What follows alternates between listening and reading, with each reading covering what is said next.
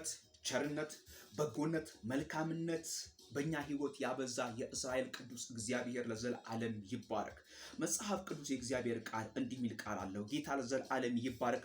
ለብዙ ዘመን አንብቤዋለሁ፣ ለብዙ ጊዜ አንብቤዋለሁ። ዛሬም ቃሉ በህይወቴ አዲስ ነው። ጌታ ለዘላለም ይባረክ። እግዚአብሔር አምላክ ለልጆቹ ታማኝ ነው። ኪዳን ይሰጣል፣ ቃል ይሰጣል። አይጥላቸውም፣ አይተዋቸውም። በምድረ በዳ አይተዋቸውም፣ አይበትናቸውም። እግዚአብሔር አምላክ መልካም ነው። ስሙ ለዘላለም ይባረክ። ዛሬም ይህን ወንጌል ከፍ አድርገን እናየዋለን። እግዚአብሔር አምላክ በረዳን ጊዜ፣ እግዚአብሔር አምላክ ባገዘን ጊዜ፣ ምህረቱን ባበዛለን ጊዜ የእግዚአብሔርን ቸርነት፣ የእግዚአብሔርን በጎነት ከትላንትናው በበለጠ እናወራለን። እግዚአብሔር ለዘላለም ይባረክ።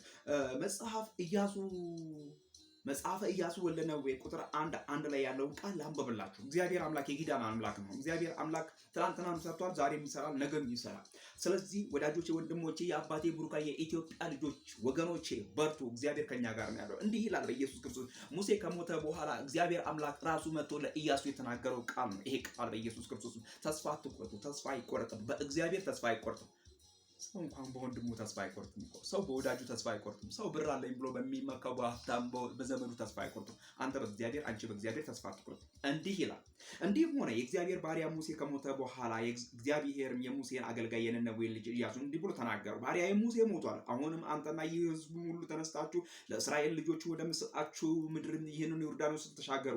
ቁጥር 3 ላይ ለሙሴ እንደነገርኩ የእግራችሁን ጫማ የሚረግጥበትን ቦታ ሁሉ ለእናንተ ሰጥቻችኋለሁ። ከምድር በዳም ከዚህም ከሊባኖስም ጀምሮ እስከ ታላቁ ወንዝም እስከ ኤፍራጥስም ድረስ የኬጣውያን ምድር ሁሉ እስከ ፀሐይ መግቢያ እስከ ታላቁ ባህርም ድረስም ዳርቻችሁ ይሆናል። ቁጥር 5 ላይ በሕይወት ዕድሜ ሁሉ ማንም አይቋቋምም። ከሙሴ ጋር እንደሆነው እንዲሁም ከአንተ ጋር እሆናለሁ፣ አልጥልህም፣ አልተውም። ቁጥር 6 ላይ ለአባቶቻችሁ እሰጣችኋለሁ ብዬ የማልሁትን ምድርም ለዚህ ሕዝብ ታወርሳለህና ጽና፣ አይዞ፣ ነገር ግን ጽና፣ እጅግም በርታ። ባሪያዬ ሙሴ ያዘዘውን ሕግ ሁሉ ጠብቅ አድርግ። በምትሄድበት ሁሉ እንዲከናወንልህ ወደ ቀኝም ወደ ግራም አትበል። የዚህ ሕግ መጽሐፍ ከአፍ አይለይ። ቁጥር 8 ላይ ነገር ግን የተጻፈውን ሁሉ ትጠብቅና ታደርግ ዘንድ በቀንና በሌሊትም አስበው። የዚያን ጊዜ መንገድ ይቀናልሃል፣ ይከናወንልሃል። በምትሄድበት ሁሉ አምላክ እግዚአብሔር ከአንተ ጋር ነውና ጽና፣ አይዞ፣ አትፍራ፣ አትደንግጥ ብዬ አላዘዝሁም? ምን ይላል ጌታ ለዘላለም ይባረክ። እንግዲህ የእግዚአብሔር አገልጋይ የእግዚአብሔር የሙሴም አገልጋይ የሆነ ኢያሱን ነው እግዚአብሔር አምላክ እዚህ ጋር የሚናገረው። ትላንትና ሙሴን ተናግሮታል። እግዚአብሔር ሙሴን ረድቶታል። እግዚአብሔር አምላክ ሙሴን ሰምቶታል። አሁን ግን ትውልድ መቀጠል ስላለበት፣ አሁን ግን የእግዚአብሔር ወንጌል መቀጠል ስላለበት፣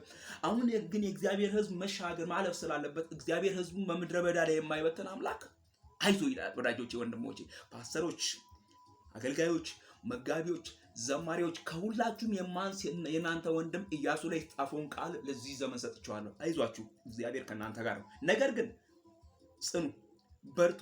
የዚህ የሕግ መጽሐፍ ቃል ካፋችሁ አይለይ። የዚህ የወንጌል ቃል ካፋችሁ አይለይ። ጠብቁት፣ አድርጉት፣ በቀንና በሌሊትም ትጉ። እግዚአብሔር ያን ጊዜ መንገዳችሁን ያከናውንላችኋል።